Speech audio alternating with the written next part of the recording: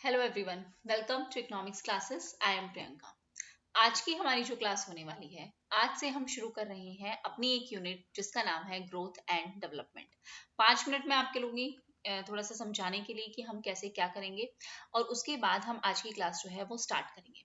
सबसे पहले हम कर रहे हैं ग्रोथ एंड डेवलपमेंट यूनिट, जिसमें हम जो है सिर्फ अभी तक जैसा भी पढ़ते हुए आ रहे थे वैसे नहीं पढ़ेंगे, क्योंकि हमें चेंज करने की जरूरत है अपनी स्ट्रेटेजी। और स्ट्रेटेजी क्या चेंज होगी कि अब से हम जो भी थ्योरी पढ़ेंगे वो प्रॉपर डिटेल में पढ़ेंगे, कि कहीं से भी क्वेश्चन आ जाए, कैसे भी क्वेश्चन आ जाए, आपका जो है वो क्वेश्चन सही ही हो। ये चीज मैं आपको इंश्योर करूंगी कि आप जो है, लेकिन आप लोगों को क्या करना पड़ेगा, आप लोगों को एक तो अभी से दिसंबर के लिए प्रिपेयर करना शुरू करना पड़ेगा। जो भी दिसंबर के लिए स्टार्ट करना चाहते हैं वो अभी से स्टार्ट कर दें। मैं अलग से यहाँ पे कोई हाई फाई वीडियो नहीं बनाने वाली कि अब हम ये कर देंगे, वो कर देंगे, ये कर लो, वो कर लो, नहीं। बहुत सिंपल एंड शॉर्ट रहने वाला है। फालतू में टाइम वेस्ट नहीं करना। मैं पहले भी यही कहती हूँ कि मैं ऐसी फालतू की वीडियोस नहीं बनाने वाली किसी भी प्रमोशन की या किसी चीज की। आपको मैं क्लास में ही बता देती हूँ, जो रेगुलर फॉलो कर रहे हैं उन्हें डेफिनेटली फायदा होगा, ये चीज मैं आपसे कह सकती हूँ। ठीक है, तो दिसंबर 2025 के लिए जो भी प्रिपेयर कर रहे हैं, अभी से ही क्लासेस देखना शुरू कर दो। डेली के 1 घंटे 2 घंटे आप दे सकते हो, जैसे भी हमारी क्लास होगी, 1 घंटे की होगी, 2 घंटे की होगी, जैसे भी क्लासेस होंगी, आपको डेली रात को 9 बजे जो है सारा अपना काम करके क्लासेस देखनी है। ठीक है, डेली रात को 9 बजे अपनी सारा काम खत्म कर लो पूरे दिन का, चाहे वो वर्किंग हो, नॉन वर्किंग हो, जैसे भी हो, आपका जैसे भी स्केड्यूल हो, रात को 9 बजे मेरे हिसाब से कोई भी काम, वैसा तो कोई काम नहीं करता होगा, तो 9 बजे तक अपना सारा काम खत्म करके डेली क्लासेस जो है वो कवर करेंगे। और मुझे बाद में लास्ट में ये एक्सक्यूज नहीं देंगे कि मैम फास्ट ट्रैक रिवीजन करा दो, ये करवा दो, वो करवा दो। मैं ऑलरेडी आपको बहुत ज्यादा डिटेल में सब कुछ करवाने के लिए रेडी हूँ, बट आपकी क्या जिम्मेवारी बनती है कि आपकी जिम्मेवारी बनती है कि आप साथ के साथ अभी से ही क्लासेस जो है वो कवर अपनी करें। क्लियर है? आज हम अपनी फर्स्ट थ्योरी से कर रहे हैं, इकोनॉमिक ग्रोथ एंड डेवलपमेंट की थ्योरी है। ठीक है, एडम स्मिथ की थ्योरी से हम स्टार्ट करेंगे, और उसके बाद हम सारे मॉडल्स, रिकार्डो, माल्थस, मिल, क्लासिकल थ्योरी, मार्क्स की थ्योरी, शुम्पीटर की, केन्स की, स्टेजेस ऑफ ग्रोथ, ग्रेशरिकॉन ग्रेड्स पर थ्योरी, नक्स की थ्योरी, कितनी भी जो भी हमारी ग्रोथ एंड डेवलपमेंट में हमारा जितना भी सिलेबस है, और सिलेबस से ज्यादा ही हम कवर कर लेंगे। बट आपकी जिम्मेवारी है कि आपको रेगुलर क्लासेस जो है वो लेनी है। क्लियर है? स्टार्ट करें हम आज की थ्योरी से। डिटेल में समझेंगे क्या इसकी क्रिटिकल एक्सप्लेनेशन भी हो सकती है, कि अगर कोई आपका रिटर्न भी आप अगर देने वाले हो ना किसी का भी, तो इन क्लासेस को कर लेना, बहुत ही बढ़िया तरीके से आपका सब कुछ जो है वो प्रिपेयर हो जाएगा। साथ के साथ अपने नोट्स प्रिपेयर करना है, क्योंकि मैंने खुद अपने हैंड रिटन नोट्स नहीं है जो मैं आपको प्रोवाइड कर दूं, या फिर मैं यहाँ पे पहले से नोट्स बना के नहीं लेके आ रही हूँ कि मैंने आपके साथ पीडीएफ शेयर कर दी। मैं आपके साथ ही क्लास में जो है सारी चीजें लिख रही हूँ। तो मुझसे ये एक्सपेक्ट मत करना कि मैं कैसे शेयर करूंगी, क्योंकि मैं आपके सामने ही लिख रही हूँ। आपको ही अपने साथ के साथ नोट्स जो है वो प्रिपेयर करने हैं। क्लियर है? स्टार्ट करें। सबसे पहले अगर हम एडम स्मिथ की बात करें, तो एडम स्मिथ को फोरमोस्ट क्लासिकल इकोनॉमिस्ट जो है वो माना गया है। क्लासिकल इकोनॉमिस्ट में अगर सबसे पहला नाम किसी का आता है तो वो किसका आता है? एडम स्मिथ का आता है। और उनका मैनुअल वर्क जो क्या है, उनकी जो बुक है, an inquiry into the nature and cause of wealth of nation, जो इन्होंने 1776 में दी थी, उस बुक के बारे में जो है कंप्लीट इन्होंने यहाँ पे बताया है। प्राइमरी जो कंसर्न है इस बुक का, वो किससे रिलेटेड है? The problem of economic development, कि इकोनॉमी में डेवलपमेंट किस हिसाब से होगी, कौन कौन से फैक्टर्स हैं रिस्पॉन्सिबल है, बाकी सारी चीजें। ठीक है, दो, अगर हम कहें, एडम स्मिथ ने कभी भी कोई ग्रोथ थ्योरी नहीं दी।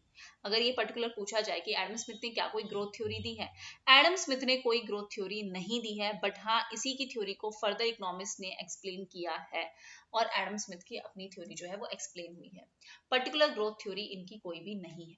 तो सबसे पहले अगर हम एडम स्मिथ की बात करें, तो एडम स्मिथ ने सबसे पहले बात की नेचुरल लॉ की, that there is a natural law. Natural का मतलब क्या होता है? सीधी सी भाषा में है, नेचुरल मतलब नेचर, जो नेचर में है, और नेचर में सारी चीजें अपने आप है। आपने किसी को कुछ किया नहीं है, आपने थोड़ा कुछ किया, नेचर में सारी चीजें अपने अपने आप अवेलेबल है। तो इन्होंने क्या बोला कि हर एक पर्सन अपने लिए एक बेस्ट जज है। अपने लिए क्या है? एक बेस्ट जज है अपने सेल्फ इंटरेस्ट के लिए, जिसमें जिसकी भलाई है वो वही काम कर रहा है। और बाकी सब अपने अपने फायदे के लिए हर कोई काम कर रहा है। तो अपने फायदे के लिए जब हर कोई काम कर रहा है, अपना ओन सेल्फ इंटरेस्ट जो है वो कंप्लीट कर रहा है, तो इसका मतलब जो है वो सब लोग अगर अपने अपने फायदे के लिए काम करेंगे तो ये एक कॉमनली क्या है, इकोनॉमी में एक कॉमन फायदा जो है वो सबको मिलेगा। और इसी चीज को इन्होंने फर्दर जो है इंट्रोड्यूस किया है और इसी चीज को बोला है कि हमारी जो इकोनॉमी है, हमारा जो मार्केट मैकेनिज्म है, वो किससे गाइड होता है? वो गाइड होता है एक इनविजिबल हैंड से। इनविजिबल हैंड का मतलब क्या है? एक अदृश्य हाथ है हमारी इकोनॉमी में। ठीक है, ये बोलते हैं कि बेकर कोई भलाई नहीं कर रहा हमें, कुछ बेक करके अगर हमें ब्रेड दे रहा है, कोई भी बेकर अगर हमें ब्रेड दे रहा है तो वो हमारी भलाई नहीं कर रहा है। ये उसकी वो नहीं है कि वो भाई बहुत ही बिनोवलेंट है, बहुत ही दयावान है और हमारे लिए ब्रेड बना के दे रहा है। नहीं, वो इसलिए हमें ब्रेड बना के दे रहा है क्योंकि वो चाहता है ब्रेड बनाना, क्योंकि उसका सेल्फ इंटरेस्ट लाइव करता है ब्रेड बनाने में। तो हर एक इंडिविजुअल को अगर फ्री छोड़ दिया जाए और वो अपनी अपनी वेल्थ को जो है मैक्सिमाइज करने में लग जाते हैं, अपनी अपनी वेल्थ को जो है वो मैक्सिमाइज करने में लग जाते हैं, तो इसका मतलब हर एक इंडिविजुअल जब अपनी वेल्थ को मैक्सिमाइज कर रहा है तो इसका मतलब क्या होगा कि एग्रीगेट जो है, एग्रीगेट वेल्थ भी क्या होगी? इंक्रीज होगी। एक बात मैं बोल देती हूँ, क्लास स्टार्ट से लेके एंड तक देखनी, आप रिग्रेट नहीं करोगे और बहुत सारी चीजें सीख के जाओगे। ये सोच के मत बैठना कि हमें आता है, हर एक थ्योरी में आप कुछ ना कुछ नया सीखोगे।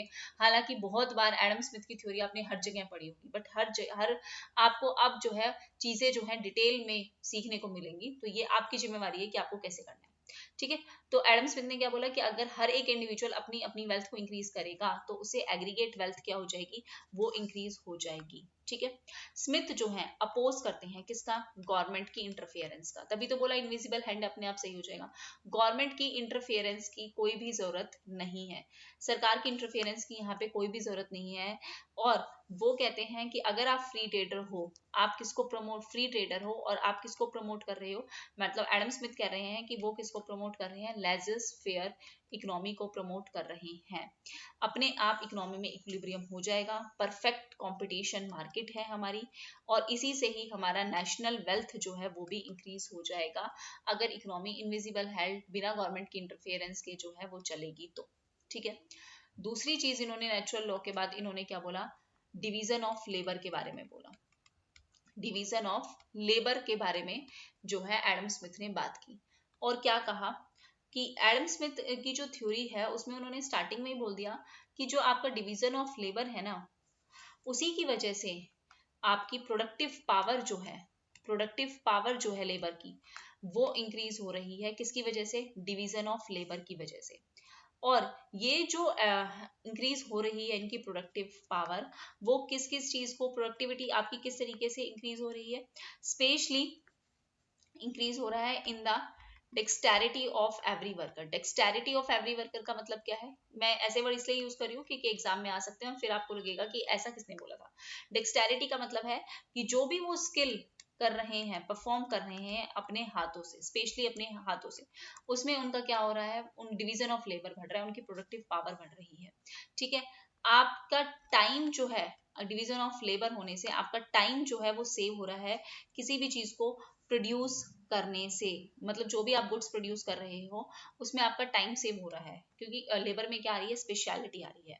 आप ज्यादा से ज्यादा लेबर सेविंग मशीन्स का जो है वो कर सकते हो, इन्वेंशन कर सकते हो। कैसे कर सकते हो? क्योंकि उनकी प्रोडक्टिविटी क्या हो रही है? इंप्रूव हो रही है। तो एक लेबर जहां पहले 10 प्रोडक्ट प्रोड्यूस कर रहा था, वही लेबर अपनी प्रोडक्टिविटी इंप्रूव होने के कारण कम टाइम में जो है वो 12 यूनिट्स जो है वो प्रोड्यूस कर पा रहा है। तो आप लेबर सेविंग इन्वेंशन कर सकते हो, मशीन्स के इन्वेंशन कर सकते हो। ठीक है, तो ये सिर्फ लेबर की वजह से नहीं, इंक्रीज जो हो रहा है प्रोडक्टिविटी में, वो लेबर से नहीं, वो कहाँ से आ रहा है? वो कैपिटल से आ रहा है।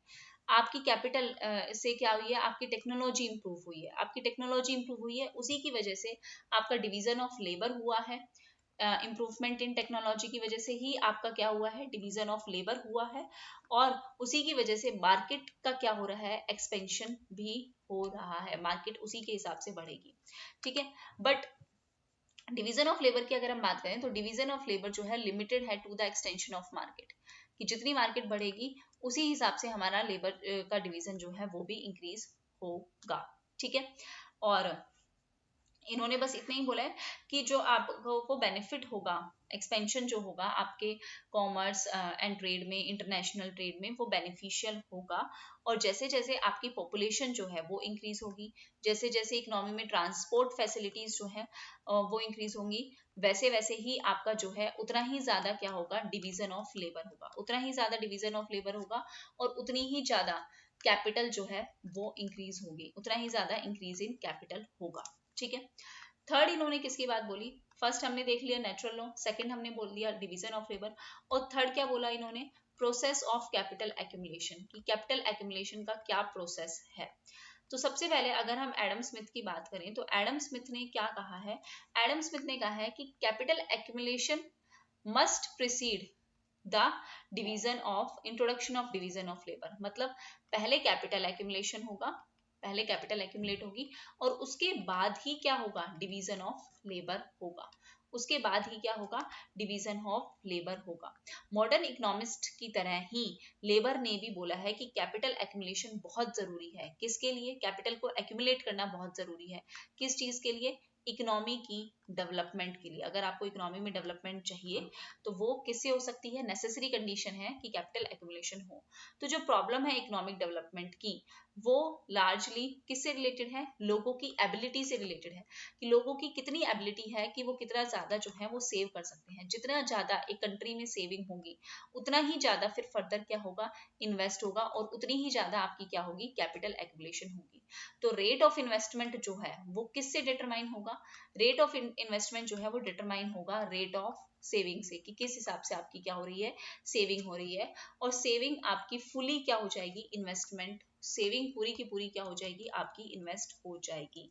बट अगर हम कहें ये जो सेविंग है वो आ कहाँ से रही है, तो सेविंग जो है जो कैपिटल इन्वेस्टमेंट में हो रही है वो सेविंग्स जो है, सेविंग्स जो है वो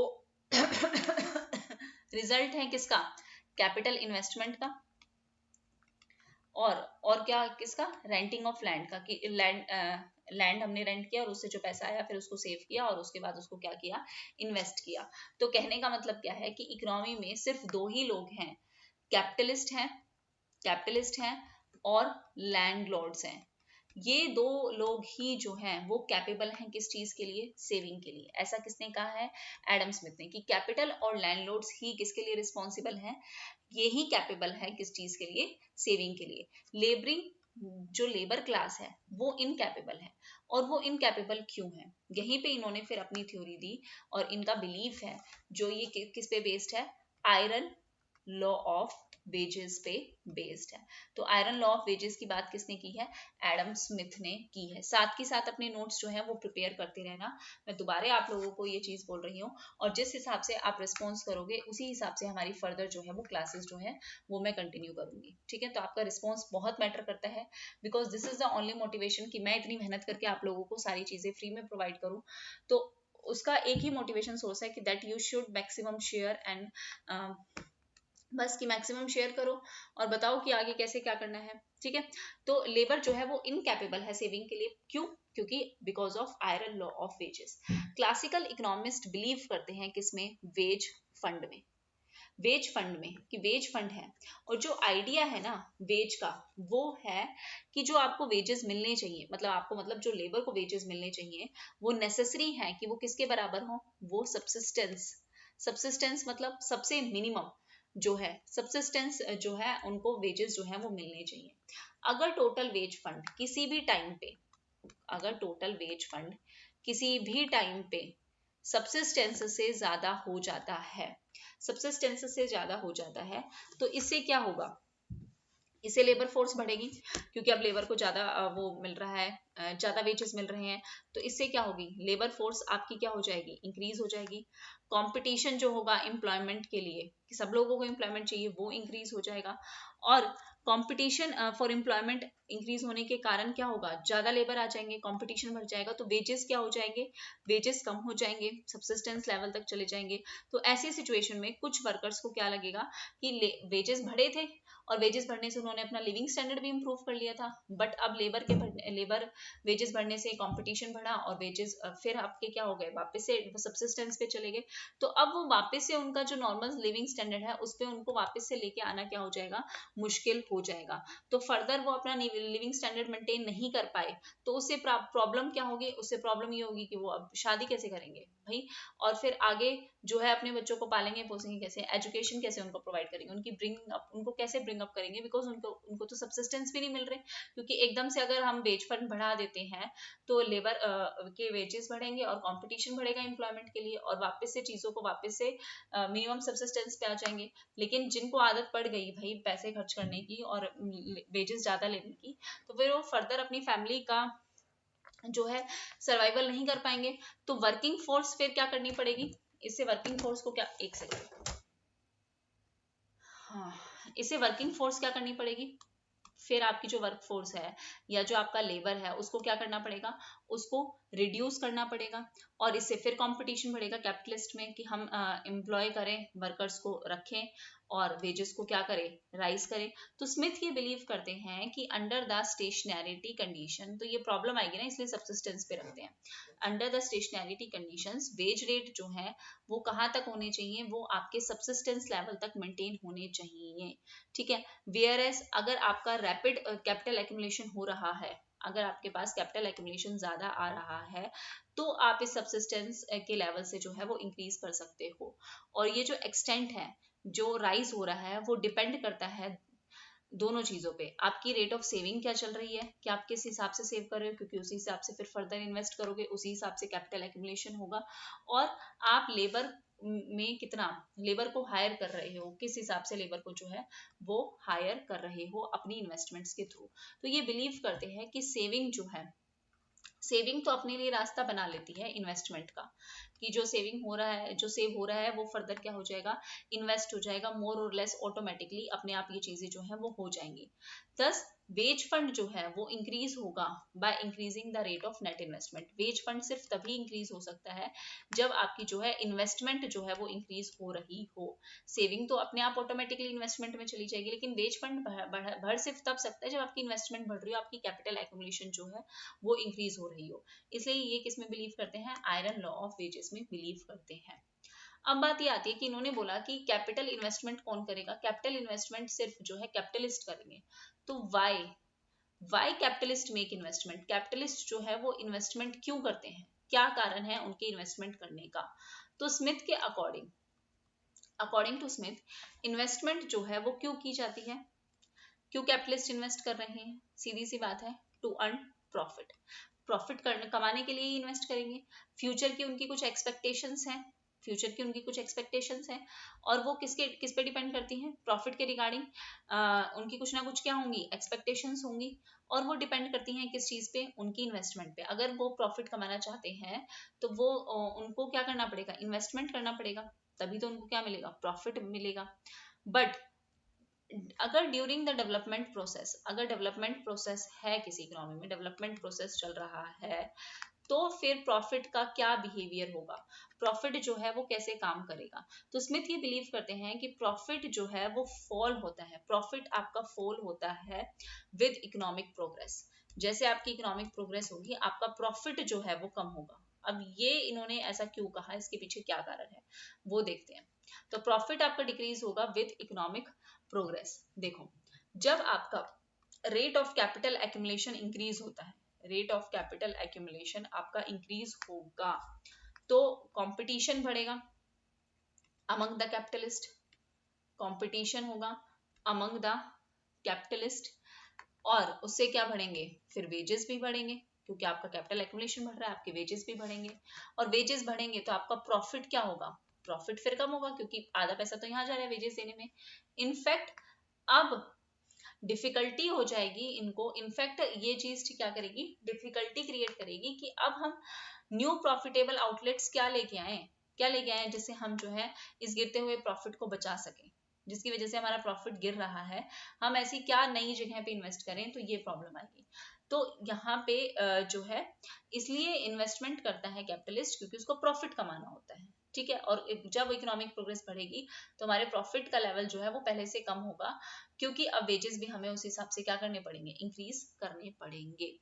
अब इंटरेस्ट रेट का क्या रोल है इकोनॉमिक डेवलपमेंट में, ये चीज और देख लो कि इंटरेस्ट रेट का क्या रोल है इकोनॉमिक डेवलपमेंट में। तो स्मिथ ये कहते हैं कि जैसे जैसे हमारी प्रोस्पेरिटी, इकोनॉमी की प्रोस्पेरिटी जो है वो इंक्रीज होती है, मतलब इकोनॉमी जो है वो प्रोग्रेस कर रही है, और पॉपुलेशन जो है वो भी क्या हो रहा है, इंक्रीज होगा फिर उस हिसाब से, तो आपका रेट ऑफ इंटरेस्ट क्या करेगा, आपका जो रेट ऑफ इंटरेस्ट है वो क्या करेगा, फॉल करेगा as a result of.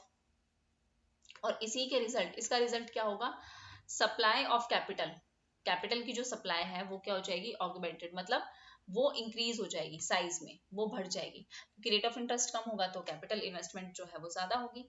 Reason क्या है इंटरेस्ट रेट के फॉल होने का, देखो अगर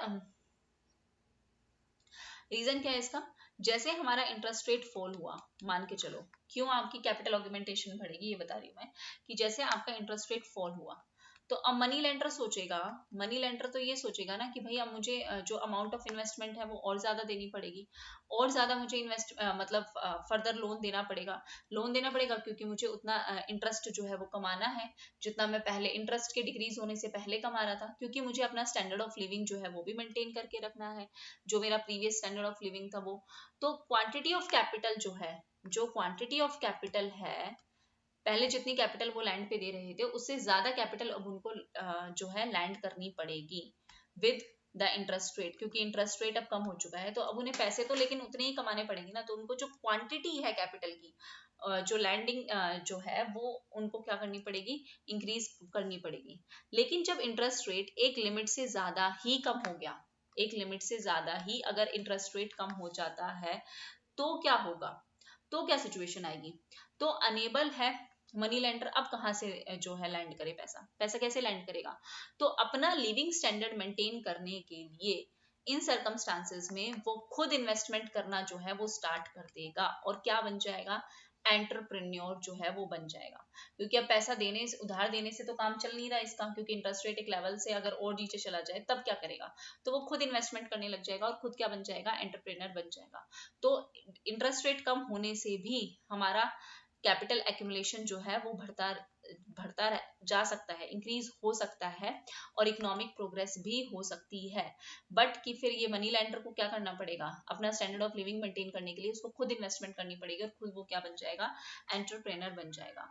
तो अगर हम बात करें रेंट की, लैंड पे क्या मिलता है, रेंट मिलता है, तो स्मिथ ये बिलीव करते हैं कि इकोनॉमिक प्रोग्रेस जो है वो इन्वॉल्व करता है कि हमारी मनी जो है वो भी राइज होती रहेगी, हमारी रेंटल वैल्यू जो है वो भी इंक्रीज होती रहेगी, जो रेंटल शेयर है नेशनल इनकम में वो भी इंक्रीज होगा, क्योंकि इंटरेस्ट जो है लैंड ओनर का वो कनेक्ट है, लैंड ओनर का इंटरेस्ट जो है वो कनेक्ट हो जाएगा किससे, जनरल इंटरेस्ट ऑफ सोसाइटी से, सोसाइटी का भी जनरल इंटरेस्ट यही रहेगा कि जो है कैपिटल एक्यूमुलेशन जो है वो इंक्रीज हो। तो लैंड ओनर जो रेंट ले रहा था अब वो क्या सोचेगा कि अब वो फर्दर जो है इन्वेस्ट करने लग जाए, तो फिर हमारी इकोनॉमी में कैपिटल एक्यूमुलेशन जो है इन डिक्रीज रेंट होने के बाद भी कैपिटल एक्यूमुलेशन जो है वो इंक्रीज होगा और इकोनॉमिक प्रोग्रेस होगी। ठीक है, अब हम चलते हैं आगे। अब नेक्स्ट एडम स्मिथ ने किसकी बात की, एडम स्मिथ ने पूछा कि एजेंट्स ऑफ ग्रोथ आपके क्या क्या होंगे, कौन कौन से हैं जो आपके एजेंट्स ऑफ ग्रोथ जो है वो कंसीडर किए जाएंगे। तो एडम स्मिथ के अकॉर्डिंग फार्मर, प्रोड्यूसर और बिजनेसमैन, और कौन हो गया, बिजनेसमैन, ये क्या है, एजेंट्स है इकोनॉमिक प्रोग्रेस के। Due to free of trade, due to free trade enterprise में, फ्री ट्रेड के कारण, एंटरप्राइजेस के कारण और कंपटीशन, जिसकी वजह से फार्मर, प्रोड्यूसर और बिजनेसमैन ये मार्केट को क्या करते हैं, एक्सपेंड करते हैं, और इसी से फर्दर इकोनॉमिक डेवलपमेंट जो है वो पॉसिबल है। अब जो फंक्शन है इन तीनों का फंक्शन ही क्या है, आपस में इंटर रिलेट करता है। स्मिथ कहते हैं कि डेवलपमेंट जो है एग्रीकल्चर में, अगर एग्रीकल्चर में डेवलपमेंट होती है तो इसी की वजह से जो है कंस्ट्रक्शन बढ़ेगी, काम बढ़ेगा, एग्रीकल्चर में डेवलपमेंट होगी तो फर्दर हमें इंफ्रास्ट्रक्चर चाहिए, तो कंस्ट्रक्शन बढ़ेगा, और जो एग्रीकल्चर का सरप्लस होगा वो कहाँ से आ रहा है, वो किसका रिजल्ट है, हमारी इकोनॉमिक डेवलपमेंट का, कि इकोनॉमिक डेवलपमेंट बढ़ेगी और डिमांड बढ़ेगी हमारी कमर्शियल सर्विसेज की, प्रोड्यूसर जो गुड्स प्रोड्यूस कर रहा है, मैन्युफैक्चर कर रहा है अपने आर्टिकल्स, उनकी भी डिमांड बढ़ेगी, तो कमर्शियल प्रेस बढ़ेगा, मैन्युफैक्चरिंग इंडस्ट्रीज बढ़ेंगी। और ऑन द अदर हैंड अगर हम बात करें डेवलपमेंट की वजह से, जैसे जैसे इकोनॉमी में डेवलपमेंट होता जाएगा वैसे वैसे एग्रीकल्चर प्रोडक्शन जो है वो भी इंक्रीज होगी, क्योंकि फार्मर्स जो हैं वो अब क्या करेंगे, एडवांस टेक्निक का यूज करेंगे। और ये जो एडवांस टेक्निक है, ये एडवांस टेक्निक प्रोवाइड कौन करवाएगा, ये एडवांस टेक्निक प्रोड्यूसर ही जो है वो प्रोवाइड करवाएगा, बिजनेसमैन ही जो है वो प्रोवाइड करेंगे इन्वेस्टमेंट के थ्रू। तो ये सब आपस में क्या करते हैं, इंटरलिंक होते हैं, और ये तीनों क्या है, एजेंट ऑफ ग्रोथ है, तीनों ही ग्रोथ में हेल्प कर रहे हैं मिलके। नाउ नेक्स्ट इन्होंने क्या बोला कि क्या प्रोसेस होगा ग्रोथ का, what is the process of growth, growth कैसे होगी, बहुत इंपॉर्टेंट है ये। तो प्रोसेस ऑफ ग्रोथ की अगर बात करें, तो अगर हम इंस्टीट्यूशनली, पॉलिटिकली या नेचुरल फैक्टर्स की बात करें, तो स्मिथ जो है वो स्टार्ट करता है एक बात से कि एक नेशन है, ठीक है, एक ग्रुप है, और उस ग्रुप को उन्होंने क्या बोला, एक नेशन है जो एक्सपीरियंस करता है एक सर्टेन इकोनॉमिक ग्रोथ। एक सर्टेन इकोनॉमिक ग्रोथ हर एक नेशन जो है वो क्या करता है, एक्सपीरियंस करता है। किसकी वजह से, क्योंकि हमारी पॉपुलेशन बढ़ रही है और सेविंग्स बढ़ रही है, और वही सेविंग्स कहाँ जा रही है, इन्वेस्टमेंट में जा रही है।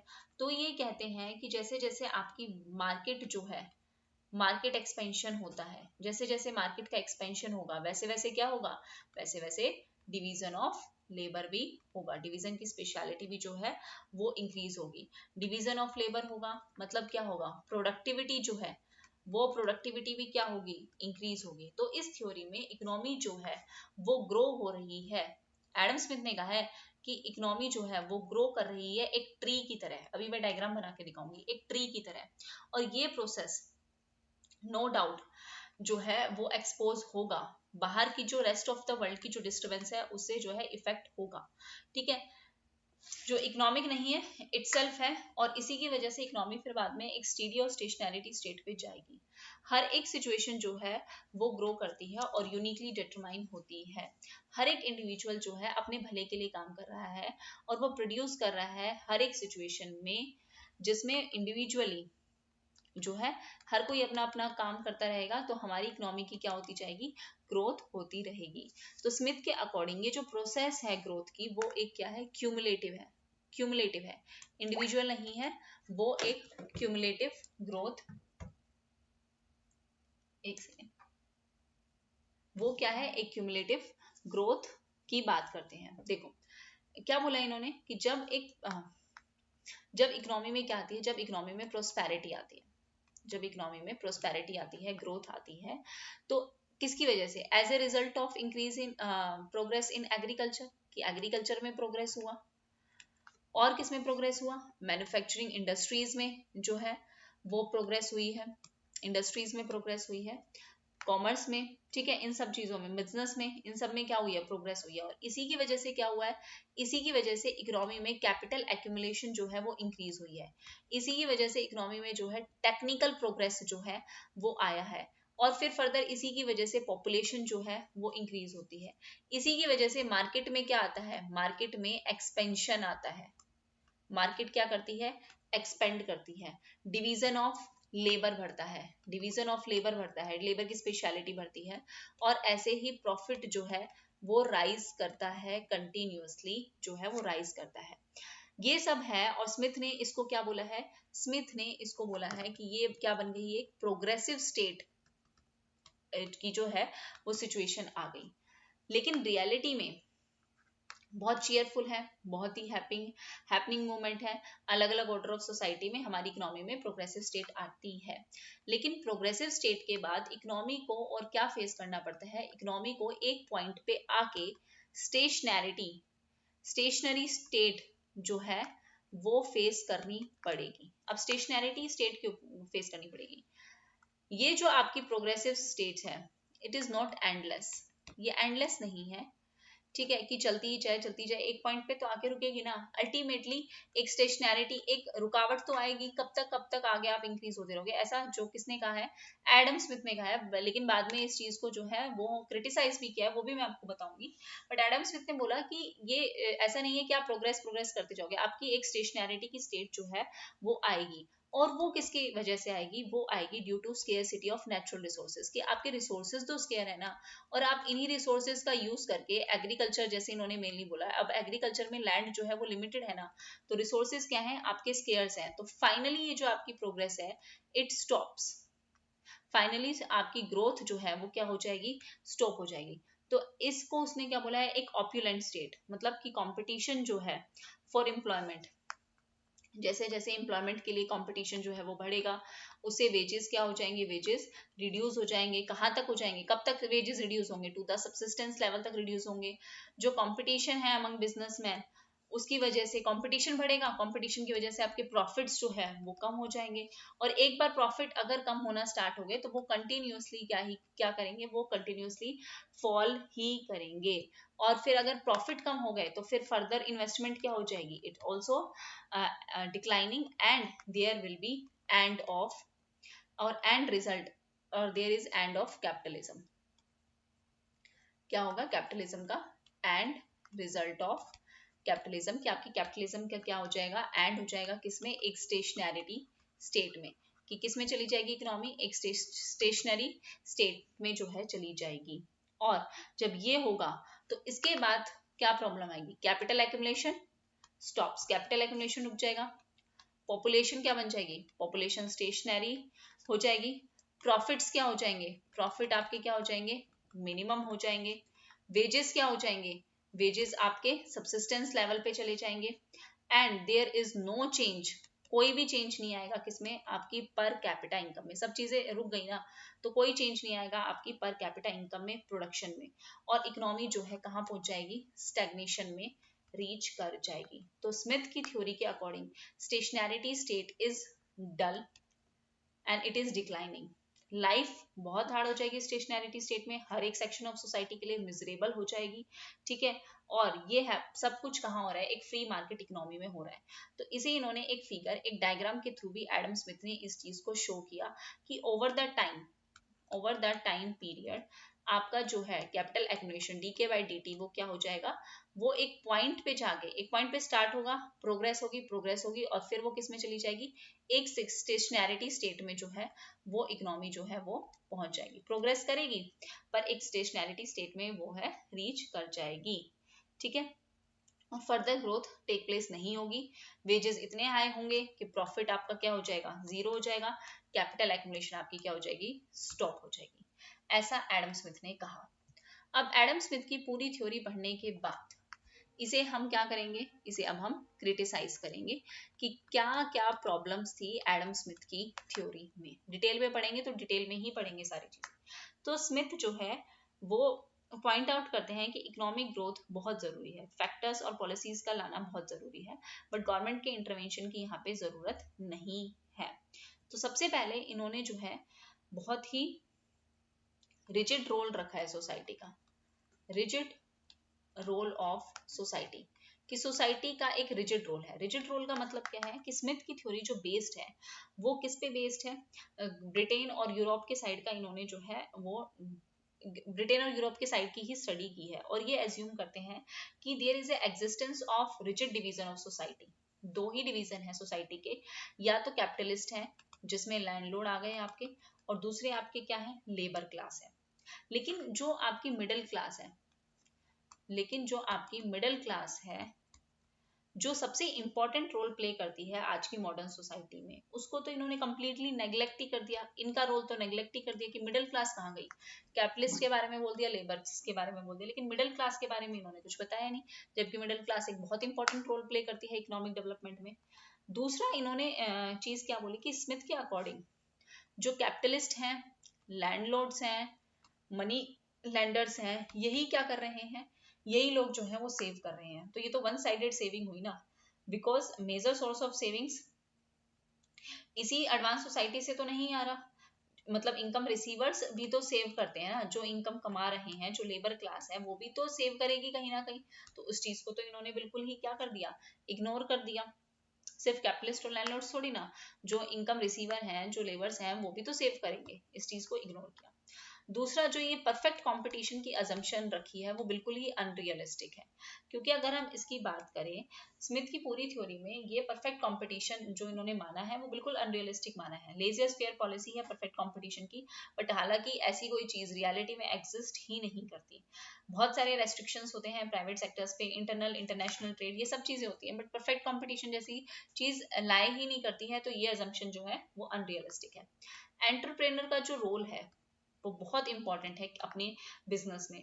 तो एंटरप्रेनर का जो रोल है डेवलपमेंट में, वो कंप्लीटली क्या किया गया है, वो इग्नोर किया गया है, और ये सीरियस डिफेक्ट है इनकी थ्योरी में। ये सबसे बड़ा डिफेक्ट है कि एंटरप्रेनर का जो मेन रोल होता है ना डेवलपमेंट में, उसका इन्होंने कुछ बात ही नहीं बोली कि एंटरप्रेनर भी तो काम करेगा ना, जब उसे लगेगा स्टेशनैरिटी स्टेज पे चले गए।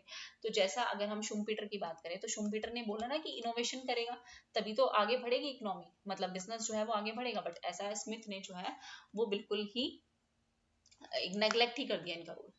अनरियलिस्टिक अजम्पशन है स्टेशनैरिटी स्टेट की, इकोनॉमी जो है वो स्टेशनैरिटी स्टेट में चली जाएगी। स्मिथ का ये व्यू है कि ये तो एंड रिजल्ट है किसका, कैपिटलिज्म का। कैपिटलिज्म खत्म होगा यहाँ पे और इकोनॉमी स्टेशनैरिटी स्टेट पे चली जाएगी। जबकि यहाँ पे चेंज आ सकता है, एक पॉइंट पे प्रोग्रेस हो सकती है, स्टीडी प्रोग्रेस हो सकती है, यूनिफॉर्म हो सकती है, रेगुलर हो सकती है, बट ये जो एक्सप्लेनेशन दी ना इन्होंने प्रोसेस ऑफ डेवलपमेंट की, वे सेटिस्फैक्टरी नहीं मानी जाएगी, because development take place fits and start irregularly. Regular आपकी जो है डेवलपमेंट नहीं होती है कि अब बिल्कुल डेवलपमेंट है तो डेवलपमेंट होती गई, नहीं। इकोनॉमी में इररेगुलर चीजें होती हैं, रेगुलर तो कुछ होता ही नहीं, तो यूनिफॉर्म स्टेडी तो कुछ होएगा नहीं। तो ये जो अजम्पशन है स्टेशनैरिटी स्टेट की कि हम स्टेशनैरिटी स्टेट में चले जाएंगे, वो अनरियलिस्टिक अजम्पशन जो है एडम स्मिथ की मानी गई है। स्टेटिक मॉडल है बिल्कुल, स्मिथ ने ग्रोथ मॉडल लिया, लेकिन ग्रोथ मॉडल मॉडर्न सेंस में अगर हम आज देखें तो ग्रोथ मॉडल आगे और भी, हम स्टेशनैरिटी स्टेट पे जाके रुकेंगे नहीं। स्टेटिक मॉडल नहीं कह सकते हम कि हमारा मॉडल, हम कोई स्टेटिक मॉडल देंगे तो फिर फायदा ही क्या उस चीज को देने का। तो ये चीज जो है स्मिथ की क्रिटिसाइज की गई। अब अगर स्मिथ की बात करें तो स्मिथ ने अंडर डेवलप्ड कंट्री में इसकी एप्लीकेबिलिटी के बारे में क्या कहा। अंडर डेवलप्ड, सॉरी, जो आपकी अंडर डेवलप्ड कंट्रीज हैं, अंडर डेवलप्ड जो आपकी कंट्रीज हैं, वहां पे इसकी अगर हम स्मिथ की थ्योरी की एप्लीकेबिलिटी की बात करें तो क्या बोला गया, जो स्मिथ की थ्योरी है इकोनॉमिक डेवलपमेंट की, वो बहुत ही लिमिटेड है अंडर डेवलप के लिए, अंडर डेवलप्ड कंट्रीज के लिए बहुत लिमिटेड है, क्योंकि यहाँ ये अंडर डेवलप या एलडीसीज ऐसी कंट्री हैं जहाँ पे मार्केट का साइज बहुत कम होता है ना, मार्केट का साइज जो है वो कम होता है। जबकि एडम स्मिथ ने तो बार बार कितनी बार बोला है लेबर का डिवीजन, मार्केट एक्सपेंशन, लेकिन अंडर डेवलप में मार्केट का साइज क्या होता है, बहुत लिमिटेड होता है। यहाँ पे जो लोगों की कैपेसिटी है सेव करने की, वो भी क्या होती है, बहुत लिमिटेड होती है, और सेविंग की कैपेसिटी कम है, इसका मतलब इन्वेस्टमेंट, इंड्यूसमेंट टू इन्वेस्टमेंट भी यहाँ पे क्या है, कम है। साइज ऑफ मार्केट का मतलब क्या है, साइज ऑफ मार्केट का मतलब है वॉल्यूम ऑफ प्रोडक्शन, प्रोडक्शन की वॉल्यूम क्या है, लेस डेवलप्ड कंट्रीज में कम होगी। सो ये कंप्लीटली डिपेंड करता है, क्योंकि वहां के लोगों की इनकम भी क्या है, कम है, और इनकम कम है तो वो खरीद भी कम सकते हैं, और खरीद भी कम सकते हैं तो फिर फर्दर इन्वेस्टमेंट कैसे होगी, क्योंकि फर्दर प्रोडक्शन भी होनी जरूरी है, क्योंकि डिमांड होनी जरूरी है उस चीज के लिए। प्रोडक्टिविटी जो है वो एक सर्टेन पॉइंट तक डिपेंड करती है कि आप कितना जो है कैपिटल इंप्लॉय कर रहे हो, क्योंकि कैपिटल एक्यूमुलेशन के बाद ही क्या होगा, लेबर ऑफ डिवीजन होगा एडम स्मिथ की थ्योरी के अकॉर्डिंग। तो सिंस जो मार्केट का साइज है वो बहुत ही स्मॉल है, प्रोडक्टिविटी बहुत कम है, और अगर प्रोडक्टिविटी कम है तो इसका मतलब क्या है, इनकम भी क्या होगी, इनकम भी क्या होगी, कम होगी, और इनकम कम होगी तो सेविंग की कैपेसिटी जो है वो कम होगी, इन्वेस्टमेंट जो है वो कम होगी, मार्केट का जो साइज है वो क्या होता जाएगा, स्मॉल ही होता जाएगा। तो अगर हम इसकी बात करें, एडम स्मिथ की बात करें और इसके कंक्लूजन की बात करें, तो स्मिथ की थ्योरी हालांकि इकोनॉमिक डेवलपमेंट को पॉइंट करती है, कुछ फैक्टर्स तक बताती है, हेल्पफुल है कि हम डेवलपमेंट कैसे कर सकते हैं। हालांकि डेवलपमेंट के बारे में बोला है कि फार्मर्स, ट्रेडर्स, प्रोड्यूसर्स, ये तीनों एजेंट हैं जो ग्रोथ के एजेंट जो हैं एडम स्मिथ ने मेंशन किए हैं, और ये हेल्प करता है इकोनॉमी को डेवलप करने में, उनकी प्रोडक्टिविटी को इंक्रीज करने में। लेकिन अगर हमारी अब्सेंस है किसकी, फ्री मार्केट की, तो स्टेट इंड्यूस कर सकता है और ज्यादा प्रोड्यूस कर सकता है, जैसे कि इंडिया में होता है। इंडिया में गवर्नमेंट का इंटरफेरेंस होता है, तभी तो इकोनॉमी हम अंडर डेवलप होके भी जो है डेवलपमेंट कर पा रहे हैं, हम आगे बढ़ पा रहे हैं। ऐसा तो नहीं है कि हमारी मार्केट का साइज लिमिटेड है।